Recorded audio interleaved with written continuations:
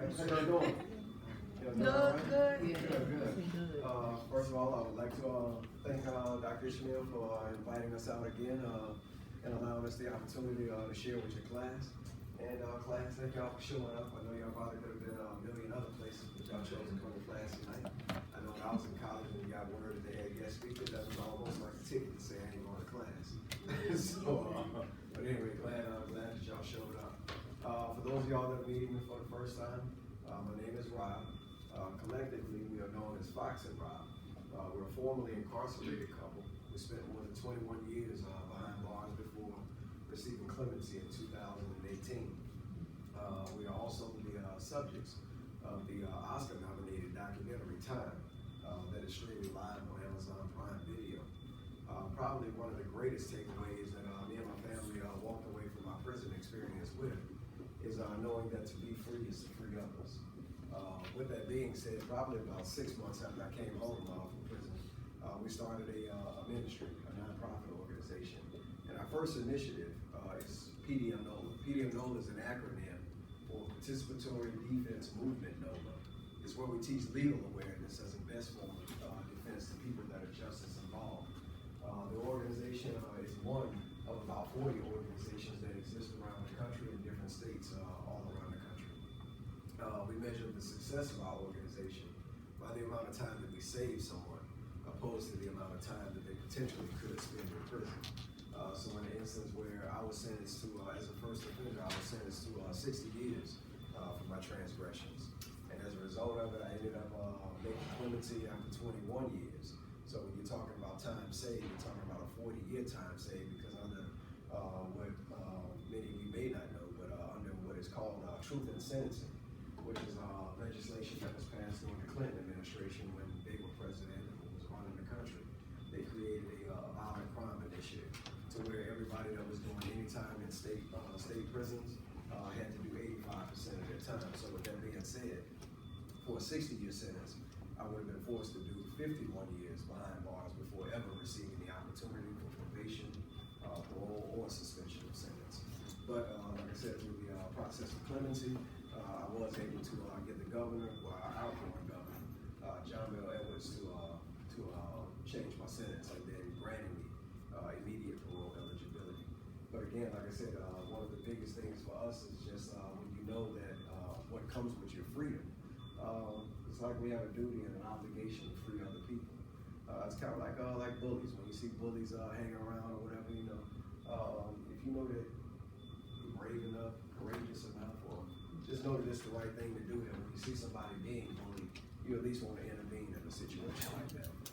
Well, when you consider the number of people that are incarcerated in our country right now, and seeing the injustices that take place on an ongoing basis in courtrooms all across our country, we had two of the young ladies that joined us probably about 3 days this week and 2 days on last week. But just being able to take them through the halls of our criminal court system and just seeing how it is that day by day by day by day, so many of our young people are being hauled off from courtrooms all across America, and filling of penitentiaries all across this country, and many of us for low-level crimes.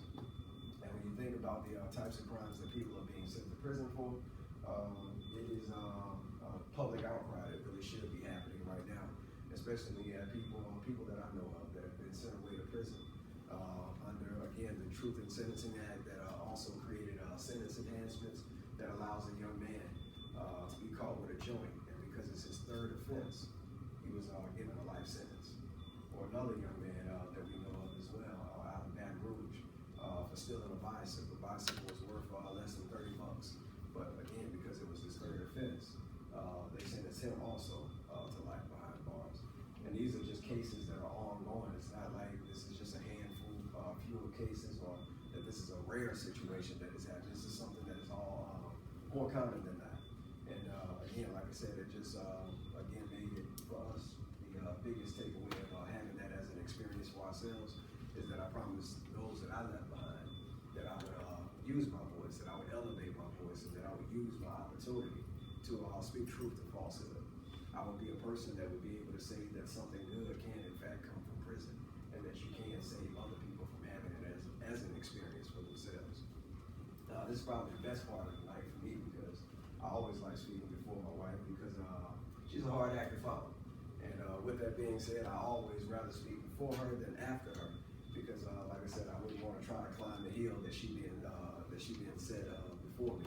So without further ado, I'd like to introduce to you all my wife, my partner, my co-author in this book, as well as my co-subject in the Oscar-nominated documentary that I mentioned earlier, Sibil Richardson. We call her Fox Rich. You say your baby mama. They give him all them children now, even get the baby mama credit. What's going on with that? Dillard University, repeat these words after me. Fox Rich. Fox Rich. It is our duty to fight for our freedom. It is our duty to fight for our freedom. Oh, y'all gotta say it like you mean it. It is our duty to win. It is our duty to win. We must love and support each other. We must love and support each other. We have nothing to lose but our chains. We have nothing to lose but our chains. You gotta say it like you mean it, Dillard. It is our duty to fight for our freedom. It is our duty to fight for our freedom. It is our duty to win. It is our duty to win. We must love and support each other. We must love and support each other. We have nothing to lose but our chains. We have nothing to lose but our chains. At our hub meetings every Thursday night at 6 p.m., we do this chant that is by Assata Shakur. And if anybody knows anything about Assata Shakur, then you would understand that she knows what it means to fight for one's freedom. She is one of the few people in our country that was able to escape from prison and find a silo in Cuba during the Black Panther Power movement. And so we speak her name and we speak her work each and every night to remind us when we meet that we have a duty and an obligation, great ones, to fight for our freedom. And not only do we have a duty and an obligation to fight, but damn it, we got a duty to win. We must love and support each other because we have nothing to lose in this country. Nothing to lose in this country. No, we ain't worried about losing no material goods, our hair, our car, our college education. We have nothing to lose but our chains because every day we are walking in the country that has the highest prison population in the entire world. And then you all have gotten your education, your degree of higher learning is coming from the belly of the beast because Louisiana leads the world in incarceration. We lock up more people in this great state than any other place on the planet Earth. Now listen, I know y'all meet me for the first time, but y'all gotta help me out in here. If I say something that moves you or something you can agree to or you just know it's true, you ain't got to say amen. But if you can help us out and say, speak, Fox Rich, I sure would appreciate that. Can you do that for me? Somebody say, speak, Fox Rich. That's what I intend to do. So I say to you all, great minds, I am thankful that you are on this journey because I will tell you that had my family not been facing 297 years in prison, never would I have been involved in addressing the issues of mass incarceration. So I know sometimes we choose a path, but then I think there are other times that God chooses something for us.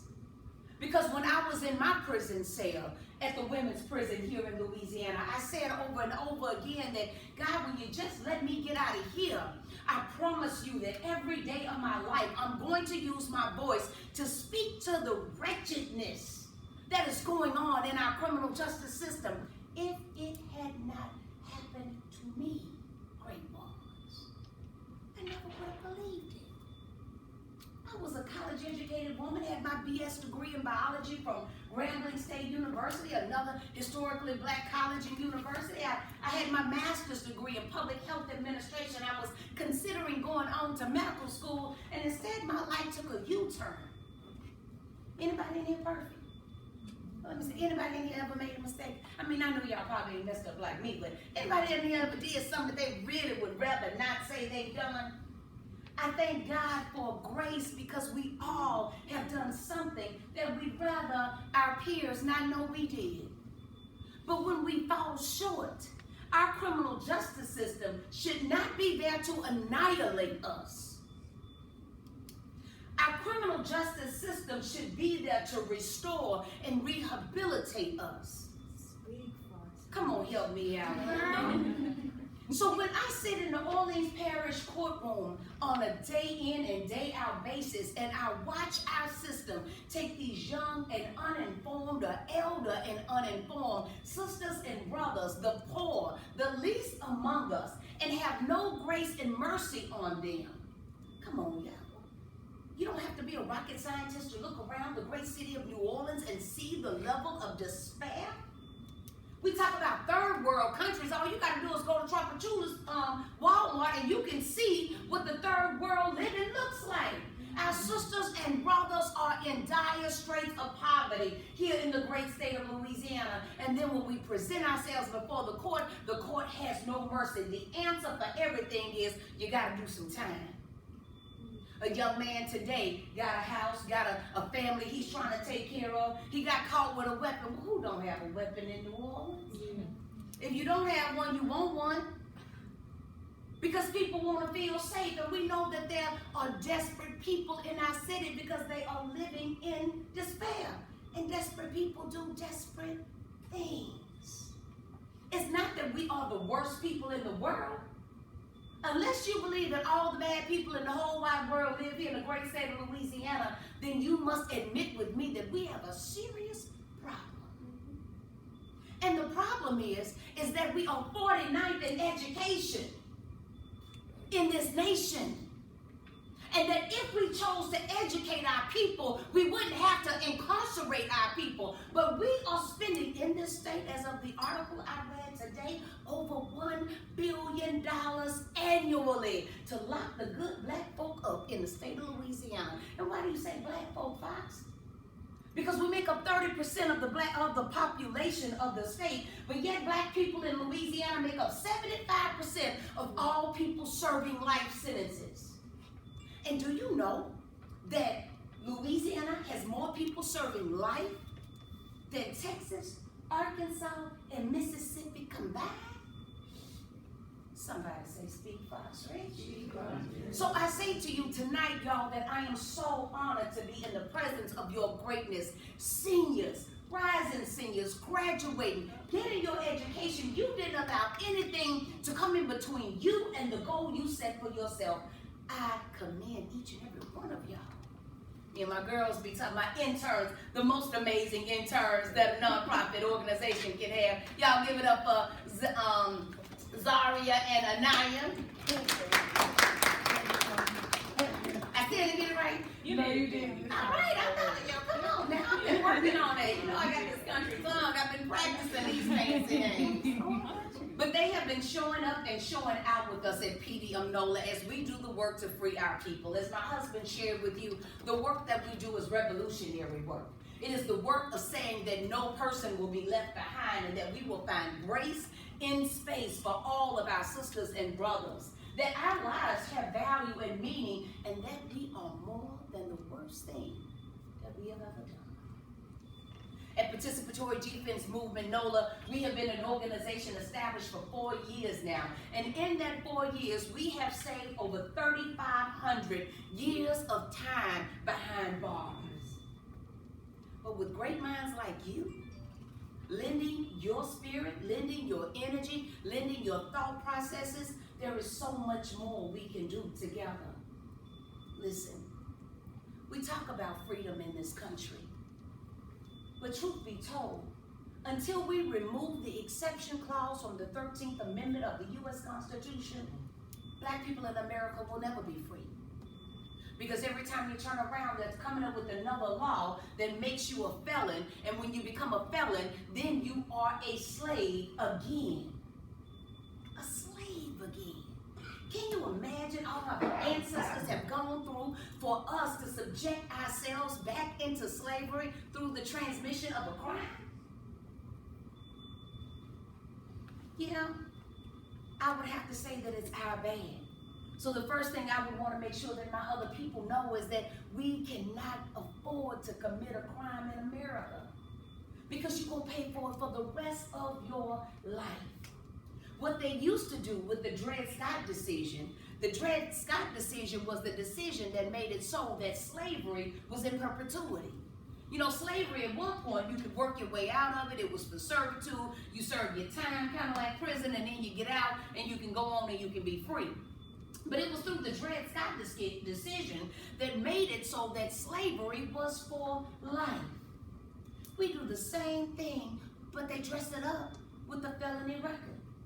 Now, if I go and the state of Louisiana tells me that I'm supposed to serve 2 7-year sentences and 1 5-year sentence for my transgressions, I go, I serve my time, I come back home to my family, but then everywhere I go, I have to tell them about the crime I committed. Well, if I paid my debt to society, you all are great minds, you are higher thinkers, help me work through this. If I paid my debt to society, which society said it wanted 2 7-year sentences and a 5-year sentence, and I gave them that, then I come home, why do I still continue to pay?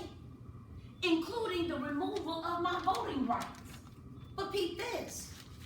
The U.S. Constitution says that as long as I am a U.S. citizen, I have a right to vote. How then does my voting right get taken away because I broke the law? If you don't take away my citizenship, then neither should you be able to tamper with my right to vote, because it's mine by right of the Constitution. But my mama said, people will do anything to you if you love. I thank you all in this room for being strong enough, proactive enough, intelligent enough, concerned enough not to let people do anything to you and your people. That you're willing to stand up and fight for what's right. Maybe you might not want to come and serve with us with PDM NOLA and do the work that we're doing.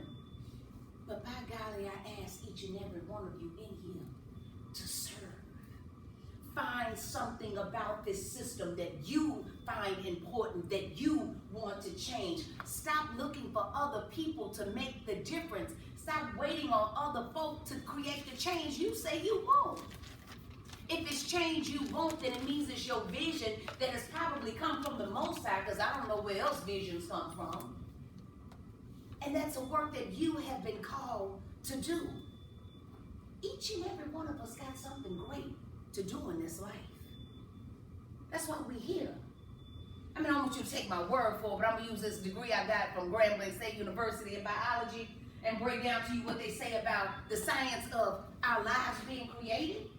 When you think about the fact that when your mothers and fathers came together to create you, that if you were one sperm cell out of anywhere from 300 to 500 million others, all aiming to get to the egg in your mother's womb first and fertilize it to begin the creation of your gift of life. Everybody here is somebody special. We got a calling, something that we have been called to do that can't nobody else do but us. That's why we're here. What you talking about, Fox? So you fertilize the egg, your life form begins, and then you are born, and you come into this life, and out of 8 billion people on the planet Earth, ain't nobody just like you. 8 billion people on this planet, and ain't nobody got the same DNA that you have. Nobody has your deoxyribonucleic acid. Somebody gonna help me out in here. So if that does not, if you're wondering, if you were concerned about it, if you had doubts about your place in this thing called life, know that you were destined to be here. You smoked all the competition just getting here. Now all you gotta do is follow your passions. Do what you've been called to do. Rise to your greatest, highest good, because mediocrity, it has no place in our community. Going along to get along has got to go get on by us. Those days are past. You are our intelligent young people that are motivated, you are determined, and you will let nothing dissuade you from making the change that you know needs to happen. We need change. This system is annihilating our families. And if anybody can get it done, it is you. The graduating class of Dillard University. So let's get it done. Don't talk about it.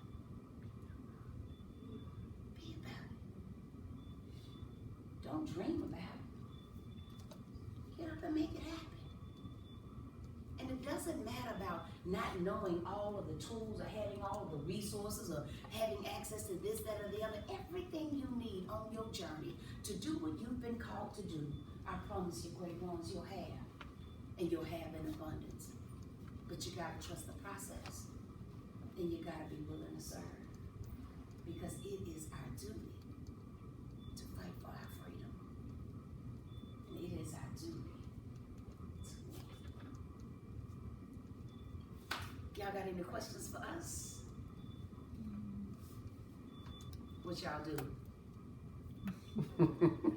I know this is normally typically the what y'all do. Y'all ain't tell me what y'all did.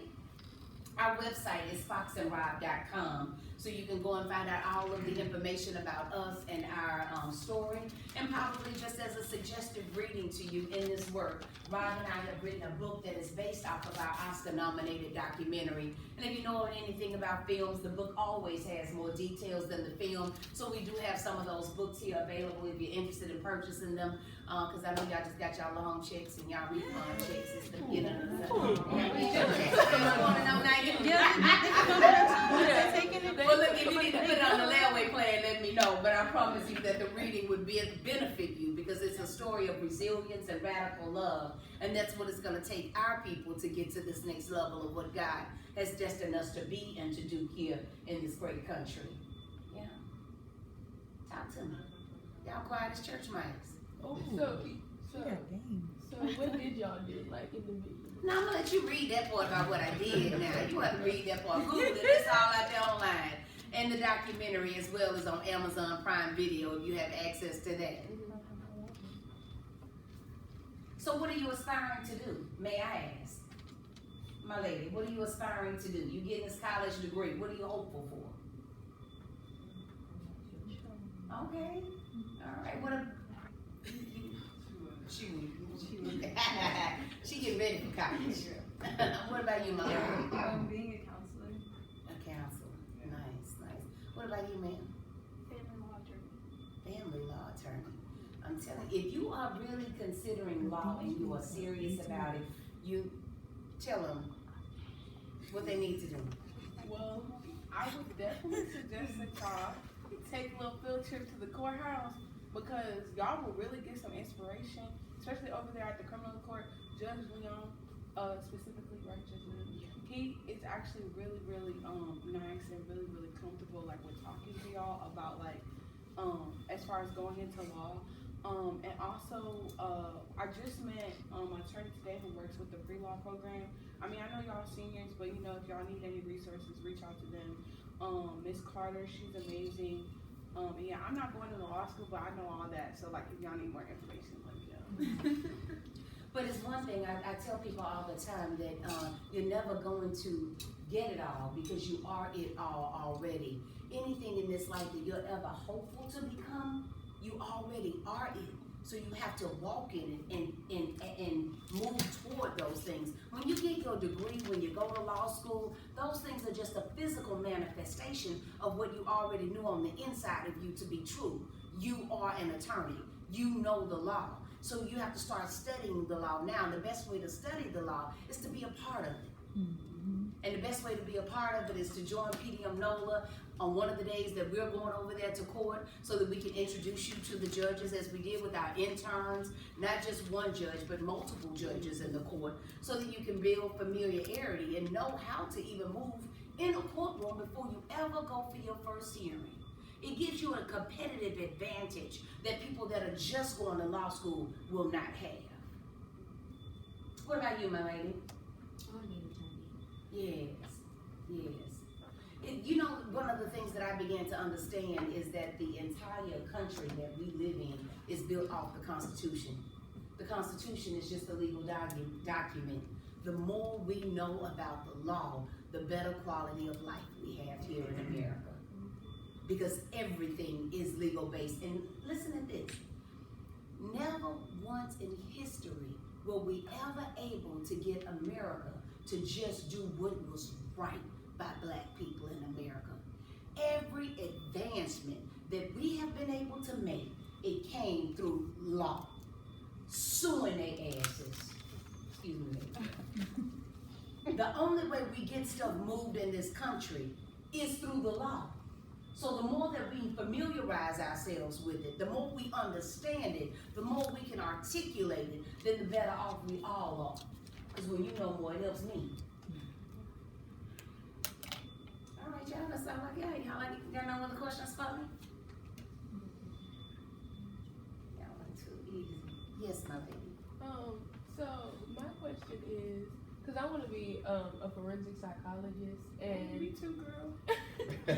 but like my hardest thing, because I really want to work, like start my, like when I get, I guess, established, start my own nonprofit and help incarcerated Black kids kids who have incarcerated parents. So my dad was in jail majority of my childhood, and I know that I was lucky enough to have a mom who pushed me, but I know for like my cousins and stuff who kind of went through similar things with their parents and stuff, they don't have the same family that helps them. You know, my mom was there for me, and their parents weren't exactly, pushing them the same way that my mom was able to push me. And I just want to know how you are able to, both of y'all actually, are able to like go through dealing with and like seeing the day-to-day things that Black people go through, because I can't even do it with my family. Like I be having to shut people out because it makes me like so like almost depressed. Like it just be so sad seeing like what other people go through, and like just being able to keep going and like knowing that like you're helping. I think that's my goal. For me, it's the win. I like the win. It's one thing to sit up and bemoan how society treats us and how the odds are stacked against us and how, things are not working in our favor. And it's another thing to tap into the power of our DNA. Our ancestors have overcome far worse than what we endure today. And so when I can go in a court and I can sit with the family and we can strategize about how to reduce the harm, that win, the prospect of that win helps me deal with all of the pain that you have to endure in going through the process. Ain't nothing like kicking somebody's butt, especially when they intended to annihilate you. So in the documentary, I say success is the best revenge. When I get my husband home, they gonna pay, they gonna pay, they gonna pay. That's my words in the documentary. And that is my reality today. Is every chance that they get, that they want me to come and speak and talk about my traumas, they got to pay me. I don't do that for free. Every time I look at my 6 sons that I can go down the list of, from my son that's on the billboards all across town with Bayou braces, because he's the Black orthodontist there now. When I look at my son Freedom, who is working as a senior director of operations at the U.S. Capitol for a congressman from North Carolina at 24 years old, and he's on his 3rd promotion. I success is the best revenge. It's the win for me. Or my other son, Justice, who served in the country, he and his twin brother, Freedom, finished high school at 16 and started Tulane at 16 years old, and turned around. Freedom graduated from Loyola, and Justice went into the Army, served active duty, and now is in film school in San Francisco. It's the win for me. It's the fact that you intentionally tried to destroy me, and yet, like Maya Angelou saying, yet I rise. Like I got oil wells pumping in my backyard, like I got diamonds on my thighs, and still I rise. That's the beauty of it for me. So I can deal with the pain of going through it, because I know on the other side, I'm gonna get to a victory. How do I know I'm gonna get to a win? Because I'm not gonna stop till I do.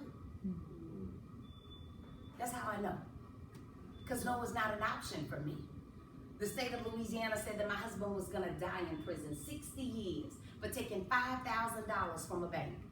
60 years in prison, no loss of life, nobody beat, nobody cut up, nobody kidnapped, $5,000. And they gave him a practical life sentence. That's what the state said. But I was not gonna look in the face of his 6 sons every day and say the same thing that the state said. My words to them was that your daddy coming home. And I believed it so much that after he had been gone so long, I went and got a life-size poster made of him. And I put it in our house, and everywhere we went, Christmas, holidays, my children's programs at school. I took the life-size poster of that daddy with me because if he was home, I knew he would be here. Where he at? It is being able to know without a shadow of a doubt that you're gonna win, and you don't let anything come between you and your win. Nothing. Nothing. Nothing. And so the same thing for your family. And then what you have to understand is you have to take it back. For me, I have to take it back and remember how all of this has been instituted intentionally for me not to succeed. So how bittersweet is it that I can still rise in the morning with a smile on my face, ready to take on the system again? Because I know you didn't intend for me to win, but my God does. So, thank you. Brother has a question to you. Oh, tell me. I understand you've been incarcerated for a while.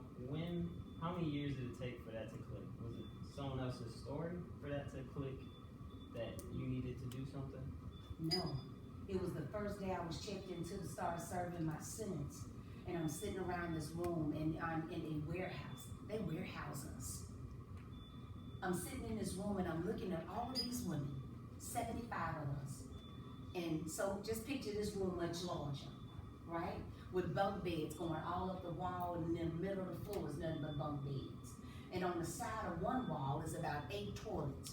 On the back of the toilets is your water fountain. And in this corner right here is about 8 shower heads, 4 on each side. So ain't no privacy. Everything you're doing, including having to move with Mother Nature, is done in front of 75 people every time you go. And I said, God, I believe that if people knew other human beings were being treated like this, that we would do something about it. And that's when I made my commitment. 75 women in a room with no jobs. We lay around all day. And the only time we leave the dormitory is when we go in to eat chow and come back in, because they've got so many people housed in this small detention center that they don't have any jobs for anybody. So for 5, 10, one lady was there for 35 years. 35 years her sentence was. And then so you do nothing with these human beings, and then you release them back into society. You say, now go make it. And you better not break the law again. And as a matter of fact, I want you to pay me $70 a month for your parole fee. I want you to come down here and check in. I want you to, you got a curfew. You need to be in by 9 o'clock. You can't come out till 6 o'clock in the morning. You're a parent, and they got another little hustle that they've done. I call it all a hustle to exclude you. They got another hustle that they're doing across the country where if you got a record, you can't come to your child's school. What the heck is that? You got a record, you can't come to your child's school? But I paid my debt that you asked me for. And I can't go on my children's field trip because I got a record. So for me, it was about when I saw that experience, I felt like I was having this experience for a reason. And it was incumbent upon me to do something about it. Can I fix it in my lifetime? No. But I can nip away it. I can do a little bit of something that's gonna make a whole lot of difference. Like the legislation my husband had gotten authored in 2021 that he had started fighting in prison in 2012. We thought that the legislation would help 400 to 600 people who were serving life sentences have an opportunity for parole. When we finally got the correct interpretation of the law before the legislature in 2021, we discovered that it would help over 3,000 people who was condemned to die in prison now have an opportunity to come home through Act 122. So when you can do things like that, you get the win. When you take no to not be an option for you, it makes life worth living. Waking up every day working towards something bigger than yourself makes life worth living.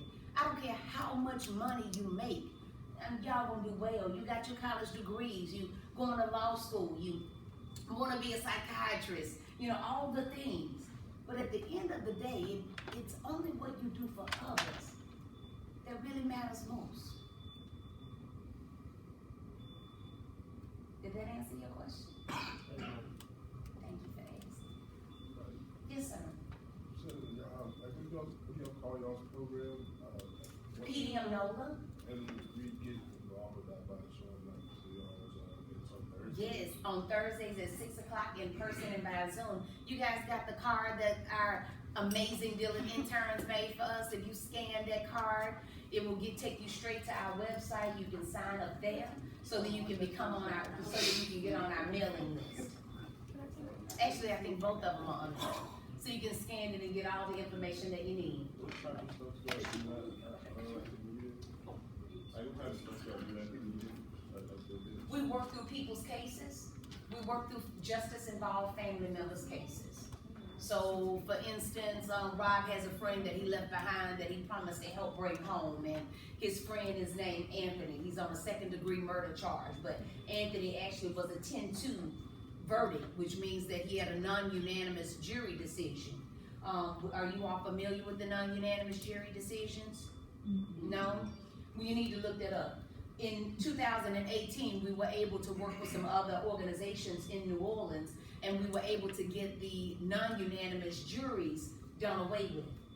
Louisiana is the only place in the whole country where you can go to prison for life on a non-unanimous jury. When you're found convicted of a crime, especially a crime of murder, you have to have a unanimous decision of guilty by the jury to send you to prison.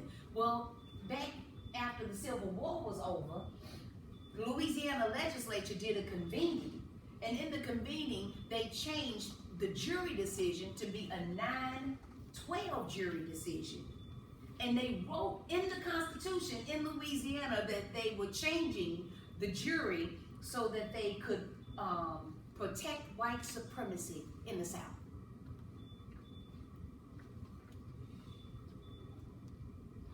It took us 113 years to finally realize what they had done, realize we were the only state doing it that way, and then stand up to it, change the law. But guess what? We changed the law. The state voted as a whole to change the law because it was wrong. And we knew, because they wrote it out, that it was based in racism. But now, the Louisiana State Supreme Court decided not to make it retroactive. So we have 1,600 sisters and brothers that are serving time behind bars that were not unanimously found guilty by a jury, that our state has still not gone back to correct their illegal sentences. We're still holding them, and Rob's friend is one of those. So to answer your question, we work those kind of matters. Another matter that we were successful in doing was the longest serving woman in our country. Her name is Gloria Dean Williams. In 2019, as soon as Rob came home, we found out she was going up for a pardon. And so we wanted to support her. She had done almost 50 years in prison and was not even the trigger person in the offense. So we worked her matter. It took us 2 years to finally get the governor's signature, but we got it. And in January of 22, she came home to her children that she had not been with in 52 years. 52 years.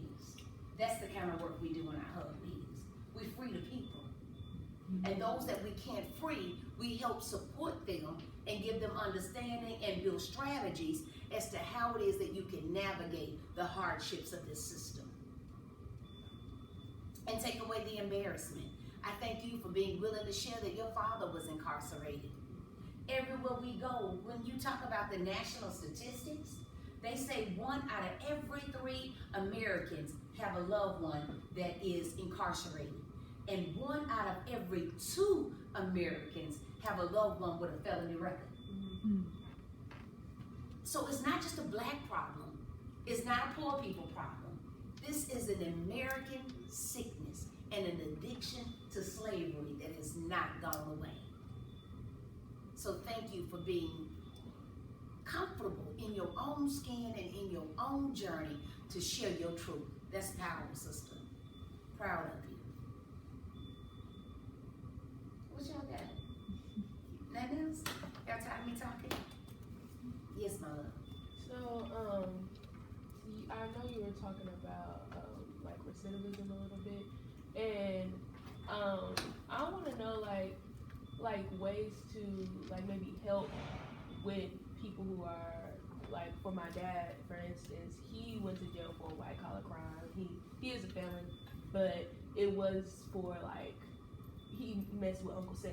So you know he did something he ain't had no business doing, of course. But my problem with him is he's very smart and he has a master's in business and administration, and he loves dealing with money, even though they keep telling him to stop dealing with it. And he's back to being himself and stuff, and you know he doesn't think that he can get caught really. And he's like, even though he went to jail for like 10.5 years, I don't know what it is with him thinking he's Superman or whatever, but it's like, I don't want him to go back to prison, obviously, and recidivism really isn't in his mind, because I feel like he doesn't think that he's like one of the black men who got put in jail for like a murder or like being on drugs or dealing or something. He thinks it's not as big of a deal in his head. And how is it that like I can explain to him that recidivism is very big, even in his case, you know, because he's a black man? I would probably venture to say, and Rob can probably expound, for me it would just be really trying to share with him how much his absence would impact you if anything happened to him. From more so how much his presence means to you and having him home means to you. Have you had a conversation with him about what your experience was like when he was gone? Yeah, but he's, you know, like, I don't know if it's like a black man thing or his thing, but he's very like prideful and like, you know, they don't really be talking for real or But sharing. they don't have to talk as long as you share. Yeah. And you can share what your truths are. And the other piece is, unfortunately, sugar mama, we can't choose for our parents. They got their own journey.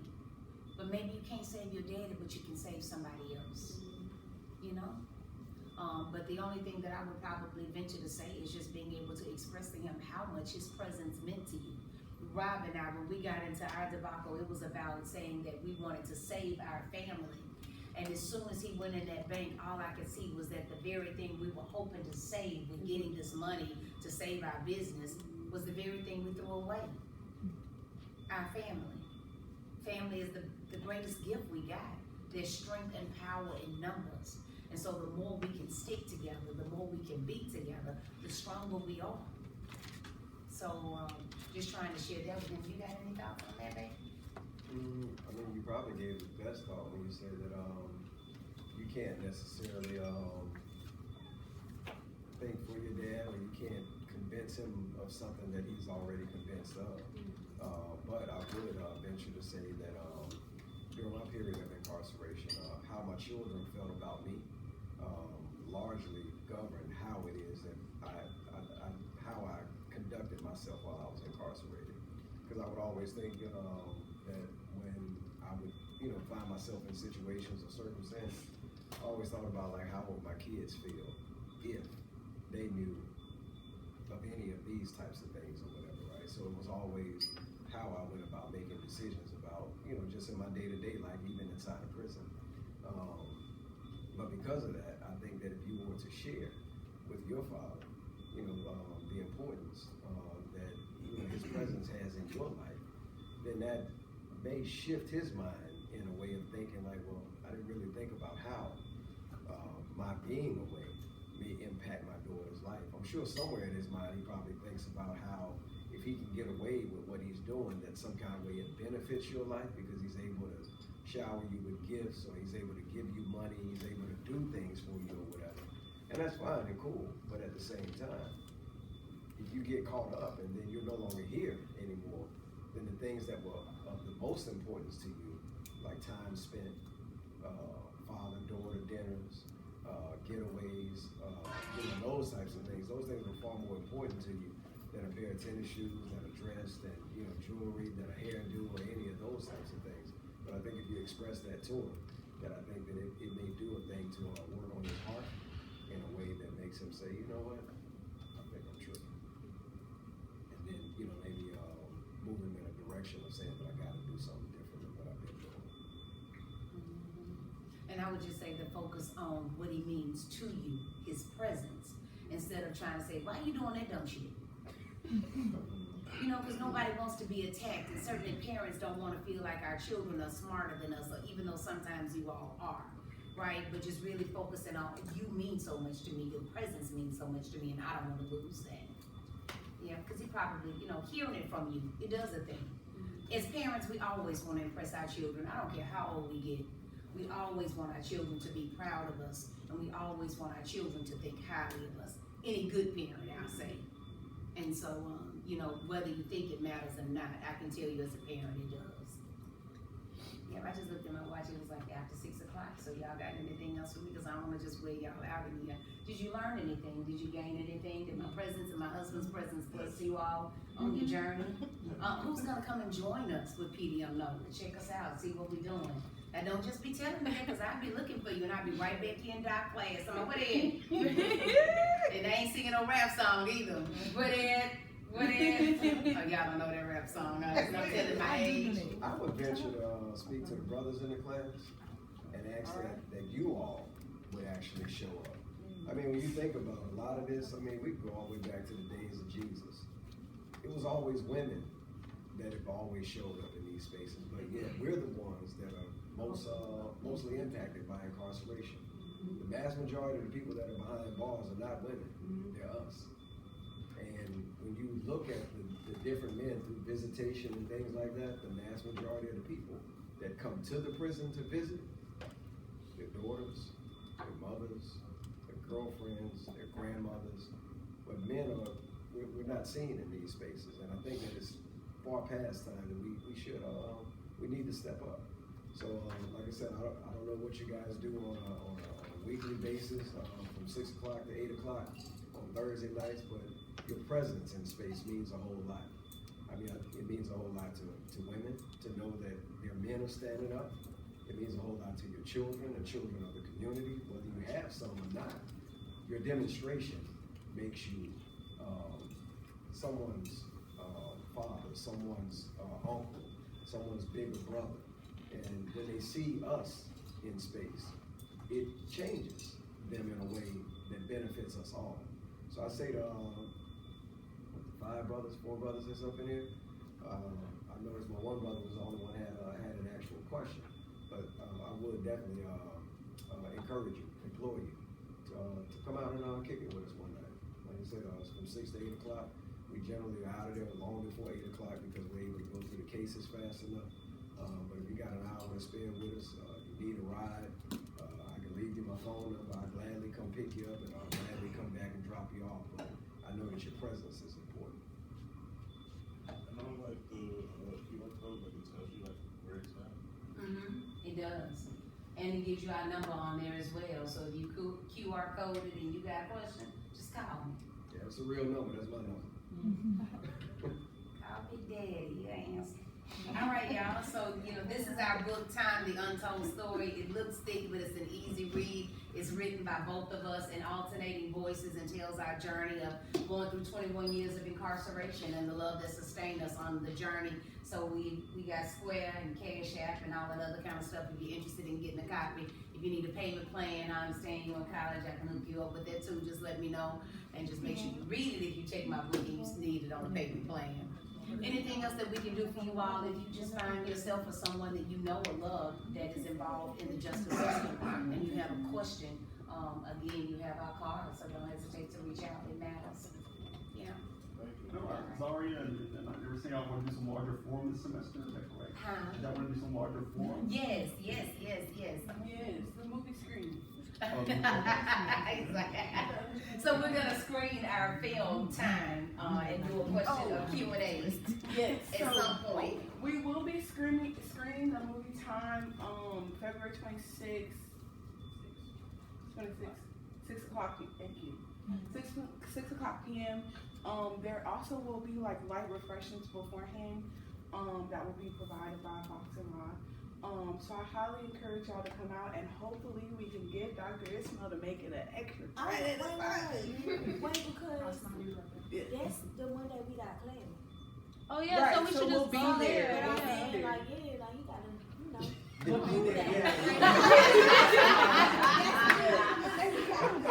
see his face?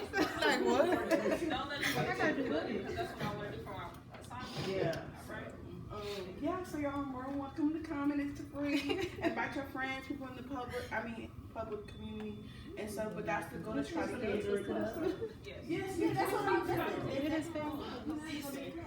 I need a location for where you guys is. It's not on here. I'll send it to You y'all. scan it. It's on the QR code. When you scan the QR code. And then you go to the 3 dots and then it should say like PDM Hub meeting. But the address is 1024 Elysian Fields. You know where Baldwin Bookstore is? We're Yeah. right next door to Baldwin Bookstore. We're right up the street. And if y'all need the flyer too, I have the flyer as well. Yeah, To send to y'all. Okay, just come to me after class so that I can just send it to you. Those of y'all don't feel like looking it up, our phone number is 225-278-0644. So you leave here and then something hits you after you leave and then you decide that you really want to come through. Again, 225-278-0644. You can call me, text me, leave a message. That way, like I said, if you need a And y'all ride. said the address was 1024, Elysian Fields. Right next door to Baldwin Bookstore. And probably the last thing while y'all are in your phones, if you go to Instagram, I know you're on Instagram. So you can follow the work that we're doing with FoxandRob on Instagram. And Also, the flyer is on the Instagram, so you can just go see it says Hub Meeting, and you'll see like the time and date, I believe, too, on there.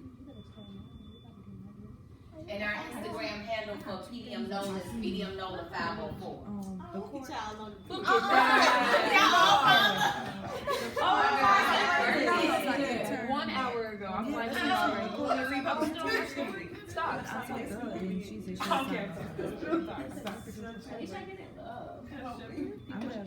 Yeah, I'm trying to do this. So if you all would follow us, we would appreciate the following. You can see some of the work that we're doing at PDM Nola 504 and on our social media, FoxandRob on Instagram. Yeah, I was going to do that with my uncle. Yeah, that was it. You need your book? Y'all have any other questions for us? Anything else we can answer or share? Oh, that'd be wonderful. We go with the photos. He's so photogenic. You want to do Exactly. You want to do photos? I know pictures. You sure?